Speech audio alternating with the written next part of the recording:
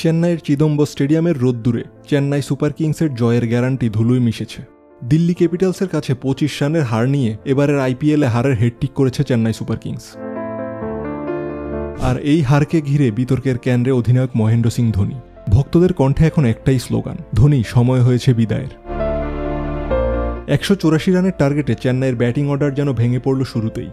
পাওয়ার প্লেতে চেন্নাইয়ের সংগ্রহ 3 উইকেটে 41 রান। ঋতুরাজ কনওয়ে রচিনের ব্যর্থতার পরও বিজয় শঙ্করের 69 রানের ইনিংস চেন্নাইয়ের হাল ধরে, কিন্তু তখনও বাকি 56 বলে 110 রান। এমন মুহূর্তে স্মরণকালের সেরা ফিনিশার ধোনি নামেন ক্রিজে, কিন্তু বুরুমাহির ব্যাটে জবাব মাত্র 26 বলে 30 রান।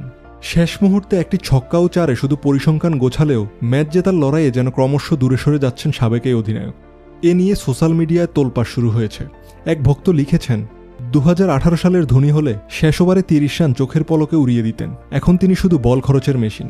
অন্যদিকে অক্ষর প্যাটেলের নেতৃত্বে দিল্লি ক্যাপিটালসের এই জয় ঐতিহাসিকও বটে, কেননা 2010 সালের পর প্রথমবার চেন্নাইয়ের মাটিতে চেন্নাইকে হারালো দিল্লি ক্যাপিটালস। কেএল রাহুলের ঝড়ো 77 রানের ইনিংস এবং স্টাবস এবং অভিষেকের শেষ ওভারের তাণ্ডবে দিল্লি ক্যাপিটালস 183 রানে পৌঁছাতে সক্ষম হয়। জবাবে চেন্নাইয়ের ব্যাটারদের বরাবরই ব্যর্থতার কারণে চেন্নাইয়ের ইনিংস 158 রানেই শেষ হয়, যার ফলে চেন্নাইয়ের বিরুদ্ধে দিল্লি ক্যাপিটালস 25 রানের জয় তুলে নেয়।